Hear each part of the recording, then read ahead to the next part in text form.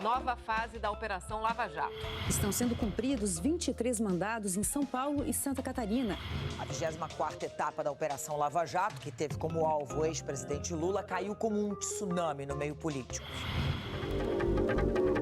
A senhora apostaria em mais quanto tempo de Lava Jato? Eu diria que é imprevisível, né? Nós temos assim alguns fatores externos que agora podem vir prejudicar a operação que realmente eram imprevistos, né? Nas próximas semanas nós vamos saber qual será o impacto de algumas decisões que estão sendo tomadas políticas, né, no presente momento. O juiz Sérgio Moro acaba de levantar todo o segredo, todo o sigilo da Operação Lava Jato. Isso traz a público um diálogo gravado hoje pela manhã.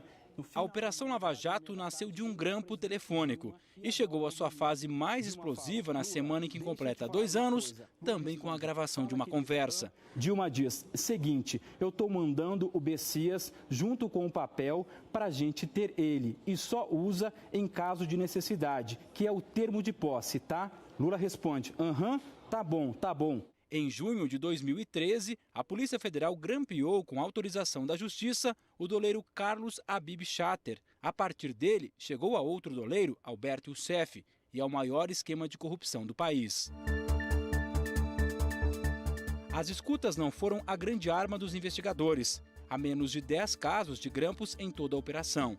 A última interceptação telefônica foi autorizada para monitorar os telefones utilizados pelo ex-presidente Lula. Entre os dias 19 de fevereiro e 16 de março, tudo o que Lula falava, a Polícia Federal ouvia e gravava.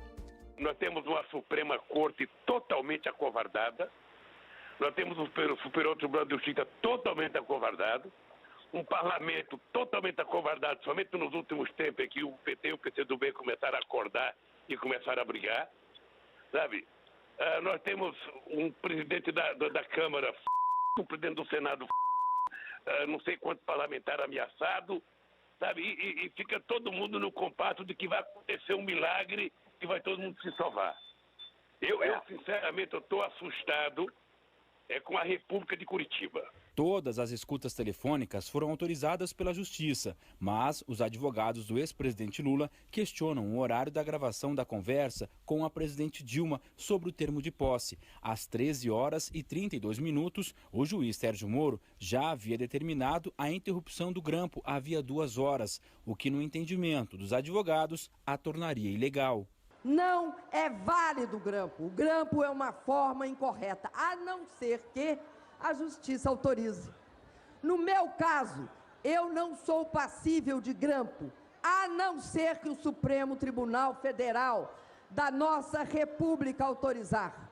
Senão, fere frontalmente a Lei de Segurança Nacional, que protege o presidente. Claro que eu não posso colher prova numa investigação criminal e compartilhar isso para fins privados, ou compartilhar isso para finalidades não permitidas pela lei. Mas quando há um interesse público identificável, o meu posicionamento, e não vem desse caso da Lava Jato, é um posicionamento antigo, e não é só meu, vários juízes também decidem assim, de admitir esse compartilhamento.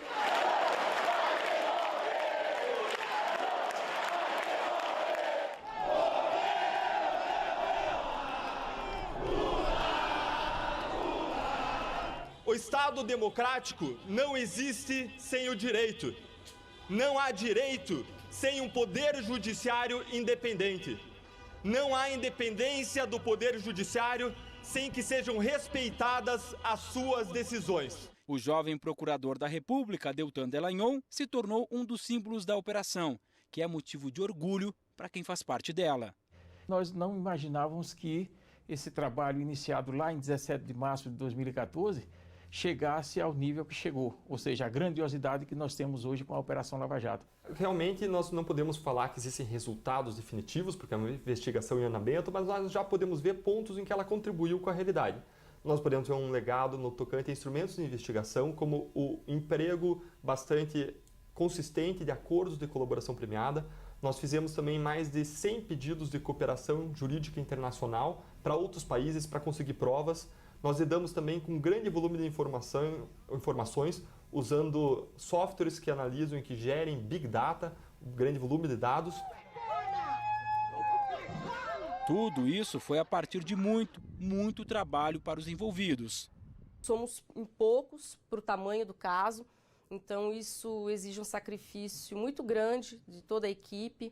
Todo mundo aqui passou por situações de esforço pessoal aqui muito grande. Eu lembro, no caso da 7ª fase, por exemplo, eu tive que viajar com urgência, meu pai foi submetido a uma cirurgia cardíaca, ele estava numa UTI e eu praticamente concluí esses pedidos, eu fiquei 10 dias lá, ou 10 ou 15 dias, no hospital, eu trabalhava de dentro do hospital. Eu acredito que a fase mais difícil, para mim particularmente, foi a fase 14, que foi a fase da Odebrecht e da empreiteira Andrade Gutierrez, porque foi uma fase bastante complexa. Eu estava trabalhando 7 dias por semana aqui, inclusive várias questões pessoais também foram envolvidas. Minha namorada acabou me deixando porque eu não aguentava mais. No meio da investigação? Ela não aguentou. Não aguentou porque eu estava sempre muito estressado. Por trás da ação dos policiais que já fizeram os maiores empresários do país, funcionários da Petrobras, doleiros, políticos e até um ex-presidente da República pularem da cama antes das 6 horas da manhã, está um protagonista. Apesar de evitar aparecer em público, o juiz Sérgio Moro se tornou conhecido no país inteiro. O Dr. Sérgio Moro ele tem uma capacidade de fazer uma apreciação complexa e rápida, porque a Lava Jato ela precisa de várias demandas. Só em termos de cautelares foram centenas desde o início da operação, né? Então, essa agilidade com que ele tem de assimilar a investigação, de se concentrar em determinados aspectos que são mais importantes para que ele possa fundamentar a decisão dele, fazem com que ele seja realmente a peça essencial dessa investigação.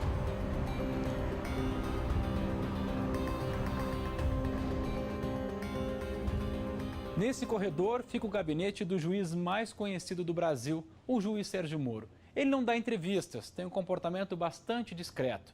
De 11 da manhã às 7 da noite, como qualquer outro funcionário da Justiça, está aqui trabalhando. Isso sem contar os dias de operação, que chega ainda mais cedo, por volta de 8 horas da manhã. O juiz tem tanto trabalho nas mãos que no último 1 ano e meio, o Tribunal Regional Federal da 4ª Região tem renovado a cada 3 meses o título de exclusividade do juiz Sérgio Moro para se dedicar apenas à Operação Lava Jato. A segurança é reforçada onde o juiz trabalha. Sérgio Moro costuma dizer que só se manifesta nos autos, dentro dos processos. Só é visto fazendo declarações em palestras. Crime de corrupção, você tem 2 culpados. É quem paga e quem recebe. A colegas, Moro explica que a discrição é fundamental para tocar os processos e manter a opinião pública ao seu lado. O juiz que torce para o Maringá Futebol Clube tem uma inspiração, a Operação Mãos Limpas. O maior caso de corrupção da Itália investigou políticos, empresários, construtoras, milhões pagos em suborno e propina para direcionar contratos de obras públicas. Exatamente o mesmo que a Lava Jato encontrou no Brasil. O que aconteceu na Itália foi que as investigações avançaram de modo célere, desbaratando o esquema, como aconteceu aqui, só que chegou um momento em que cresceram acusações de abusos. E essas acusações de abusos, que nunca foram comprovados, ganharam uma dimensão que retirou o apoio da população. Quando isso aconteceu, houve um contra-ataque do sistema corrupto. Aquelas pessoas investigadas, parlamentares, inclusive, começaram a passar leis contra a investigação. Leis que anistiavam os crimes, que reduziam os prazos de prescrição para que se garantisse a impunidade, ou leis mesmo que proibissem a prisão preventiva no caso de corrupção. Uma dessas leis foi chamada até de Lei Salva-Ladrões. Isso é importante que nós tenhamos consciência de que aconteceu num caso muito similar na Itália, para que nós, sociedade brasileira, não permitamos que isso aconteça nesse caso também. Até aqui no Brasil, a maior parte da população apoia a Lava Jato, que nesses 2 anos já prendeu 133 pessoas. Mas antes de qualquer medida judicial, a vida dessas pessoas é vasculhada aqui, na Superintendência da Polícia Federal em Curitiba. Lá dentro estão pelo menos 60 pessoas trabalhando exclusivamente na Operação Lava Jato. Essa quantidade é maior do que o efetivo de algumas delegacias da PF espalhadas pelo país. Quando acontece isso, Só delegados são 10.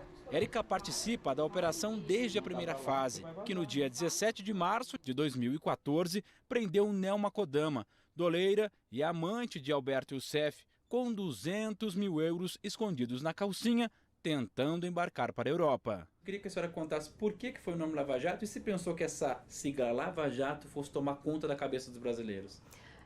Não, nunca imaginei. No dia em que saíram as primeiras autorizações de monitoramento, eu fui inserir essas novas diligências no sistema e eu precisava de um nome. O delegado Márcio, que era o titular do caso, ele não estava no momento, eu falei com ele remotamente, falei, olha, preciso colocar aqui um nome. Ele, pensa em alguma coisa, tal, né? Não tenho ideia agora. Aí eu falei, pensei na primeira coisa, na mais óbvia, né? Posto de gasolina, quase todo posto, muitos postos de gasolina tem um lava-jato. Foi assim uma ideia, falei, vou colocar lava-jato, de repente, se não, qualquer coisa a gente muda depois e ficou. Érica está na linha de frente da Lava Jato e, assim como outros delegados, já foi vítima de ataques. Alguns jornais começaram a tentar levantar coisas das nossas vidas particulares, que não diziam absolutamente não dizia respeito à investigação, a nada. Começaram a tentar ver eventuais opiniões que a gente teve no passado, distorcer fatos a respeito das nossas vidas, para tentar, enfim, nos acusar de estar levando a investigação de uma maneira parcial ou direcionada. Ataques pessoais, a tentar agredir a pessoa do investigador, do juiz, as suas famílias, isso é algo que chateia um pouco. Mas era algo esperado. Numa investigação desse tamanho, era algo que todos nós tínhamos que estar preparados e esperar que isso fosse acontecer em algum momento.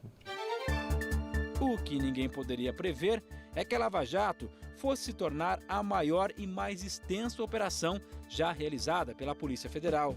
O novelo começou a se desenrolar a partir da delação premiada de Paulo Roberto Costa, ex-diretor da Petrobras. Antes desse acordo, nós tínhamos informações que indicavam corrupção num contrato da refinaria Abreu e Lima. Quando ele veio, ele falou, não era só esse contrato, foram diversos outros contratos. Aliás, não era só essa empresa, eram dezenas de empresas que participavam da corrupção.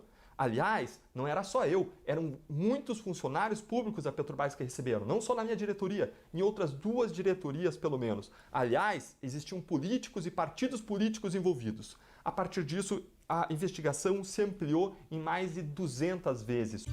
Com a ampliação, foram denunciados funcionários da estatal e os donos das maiores empreiteiras do país e mais de 70 políticos, quase 50 deles com foro privilegiado. Até o julgamento do mensalão havia uma certeza muito grande da impunidade. A partir de então, tanto o Poder Judiciário quanto a própria população brasileira passou a não aceitar mais de forma passiva essa quantidade enorme de escândalos sendo revelados e sem nenhuma punição efetiva. Então, na minha leitura, a Lava Jato é a continuidade de uma quebra de paradigmas iniciada com o mensalão.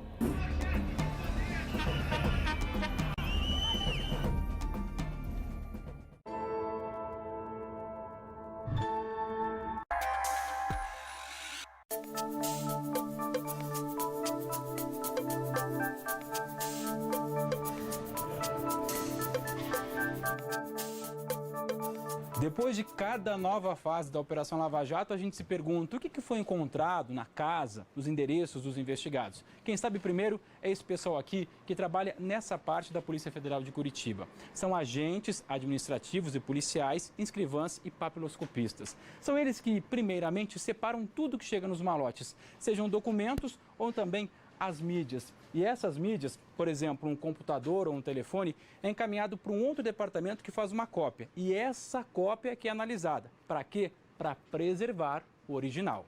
Às vezes, são necessários dias para identificar as provas em meio a tanto material.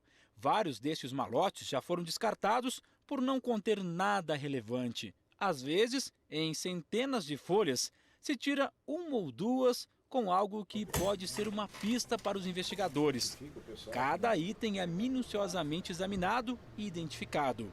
Cadê o auto de apreensão assinado? Tudo que está nas mãos dessas pessoas foi recolhido na 24ª fase da Operação Lava Jato, que teve como alvo direto o ex-presidente Lula. Como é que é a madrugada que antecede às 6 da manhã quando se bate na porta das pessoas? A madrugada, para a gente, começa muito mais cedo, né? Para a gente, pelo menos aí em torno de 3h30 da manhã, já está todo mundo acordado aí, preparado. Até tem, desde o pessoal que faz o acompanhamento aqui, quem faz acompanhamento de, por exemplo, telefônico dos alvos, para saber se eles estão em casa. A operação exigiu da Polícia Federal uma semana de preparação. O momento mais tenso quando se deflagra uma fase é o quê? É entre 6 e 7 da manhã para saber se acharam, se não acharam? Qual é o momento que vocês ficam mais preocupados? Eu acho que é o momento da entrada mesmo, até você conseguir entrar. Geralmente você tem dificuldade, às vezes, para ingressar em determinado local, até que o alvo possa abrir a porta. Quem bateu a porta do ex-presidente Lula às 6 da manhã, no dia 4 de março, foi o delegado Luciano. Como é que foi a reação do ex-presidente quando vocês bateram a porta, quando ele viu vocês? Assim, como é que foi? Ele ficou assustado, ele ficou surpreso? Eu ouvi alguns relatos que ele foi muito educado com vocês. Como é que foi, doutor? Quando a gente bateu na porta e foi ele próprio que abriu a porta do seu apartamento, a expressão assim seria um pouco de surpresa, um misto, né, de tensão no ar, de maneira também educada, pediu para que a gente entrasse. Imediatamente foi lhe mostrado o mandato de busca que autorizava a gente estar ali naquele momento. Foi um misto de cada coisa, sabe? Com momentos, né, mais tensos, mas também tudo ocorrendo de uma maneira educada, pelo menos quando se referiam aos policiais. Luciano não foi escolhido à revelia. A gente não pode colocar a cumprir, às vezes, um mandado pessoas mais explosivas, que não tenham paciência. Então, eu não sou o único que tem esse perfil, né, de ser mais tranquilo no cumprimento dos mandados. Mas aí tem que somar o perfil com a disponibilidade da pessoa. Também. E aí os outros investigadores, né, também às vezes têm outras tarefas, têm outras fases e às vezes não tem essa disponibilidade de viajar para cumprir essa função. Mas nem tudo saiu como previsto. Essa grande confusão aqui no aeroporto de Congonhas, lotado, e 2 petistas aqui enfrentando essa massa. Com certeza o momento mais tenso foi quando estava chegando ao final das declarações dele lá no aeroporto de Congonhas, que era um local escolhido justamente para que ficasse afastado de manifestações, para que as pessoas não tivessem conhecimento, né, onde estava sendo feita a colheita das declarações. Isso porque os movimentos descobriram no decorrer da audiência que ele estava lá, e não só os movimentos, como diversos parlamentares federais foram até o local para tentar participar da audiência, enfim, dar o apoio ao ex-presidente. E aí começaram a surgir uma certa tensão, porque nós estávamos focados na segurança de todos, inclusive dele. Apesar de queixas sobre o número excessivo de prisões temporárias, de conduções coercitivas e do que alguns advogados chamaram de arbitrariedades, os números da Lava Jato impressionam. Já são mais de 1.000 procedimentos instaurados, quase 500 mandados de busca e apreensão, 50 acordos de delação premiada e quase 3 bilhões devolvidos aos cofres públicos. Mas a meta é recuperar mais de 21 bilhões.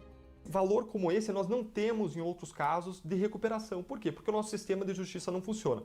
O caso que mais recuperou dinheiro, fora esse caso Lava Jato, não recuperou mais do que 70 milhões de reais. Então nós já temos aí uma multiplicação de mais de 29 vezes do valor mais recuperado num caso antes do caso Lava Jato. As denúncias apresentadas pelo Ministério Público Federal já resultaram em 67 condenações, quase 900 anos de prisão. Nós avançamos também na transparência em investigações, criamos o primeiro site de um caso criminal na história do país.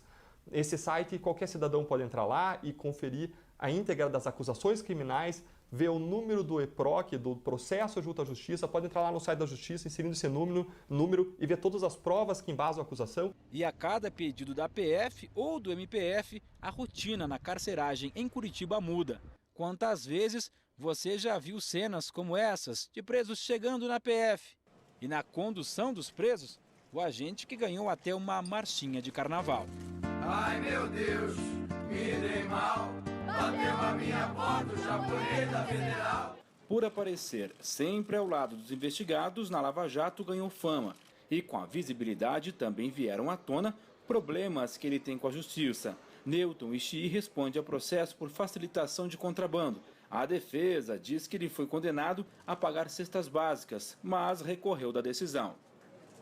Todos os detidos até agora passaram pela Superintendência da Polícia Federal em Curitiba. O local tem capacidade para 24 detentos e há 2 anos a prioridade são os presos da Lava Jato. Por causa do perfil diferenciado desses presos, foi preciso até mudar a segurança por aqui.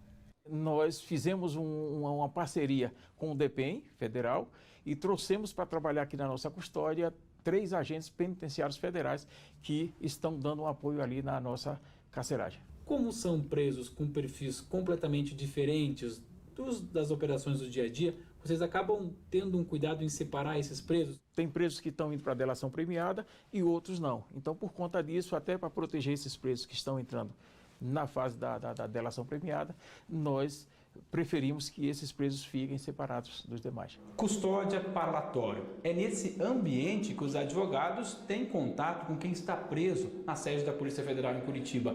E não é um contato físico, não. É o contato nessa sala, através desse vidro e por telefone que eles se falam. E não é de qualquer jeito, não. Tem regras. Aqui não pode entrar com telefone celular. E a conversa entre o advogado e o preso que está lá do outro lado deve durar no máximo 30 minutos. Essa é a sala mais barulhenta de toda a Operação Lava Jato. Não é para menos. Aqui dentro fica um mega computador. Na verdade, ele é um quebrador de senhas que faz até 1 milhão de cálculos a cada segundo. E se a gente olhar o trabalho dele nas últimas horas, já chega a quase 12 bilhões de combinações. Com o material que a Polícia Federal e o Ministério Público têm em mãos, ainda há trabalho para mais 1 ano. A estimativa é do delegado que coordena a Operação Lava Jato na PF. E também é dele a sugestão de eternizar a Lava Jato. A ideia era que esse grupo que trabalha com investigação, que desenvolveu o conhecimento nessa área, pudesse ser transformado de alguma forma numa operação permanente, que além de tudo que é desmembrado da Lava Jato, pudesse trabalhar em casos exponenciais de combate à corrupção no país. Eu espero que a Lava Jato ela tenha influenciado, além dessa questão do esquema criminoso que foi apurado, que é uma questão técnica, jurídica, etc., mas que ela influencie as pessoas que participem mais, né, do processo decisório, das questões políticas, se interessem mais, que percebam que as decisões tomadas pelo governo têm uma interferência direta na vida delas no dia a dia, é o preço das coisas, é o combustível, é o desemprego, etc., se interessem mais por isso. Como pessoa, eu espero que a Lava Jato sirva para mudar um pouco a mentalidade de como se faz política no Brasil, né? Que sirva para que haja pelo menos um pouquinho de medo em se envolver em corrupção. Outra coisa que eu acharia interessante, que se refletisse em relação ao privilégio de foro. O privilégio de foro para determinadas autoridades para crimes comuns, eu entendo que numa democracia consolidada como a brasileira é inadmissível. Esperamos que isso seja uma outra coisa que os nossos parlamentares, a população vá debater futuramente para ver o que é mais interessante, né, para o país.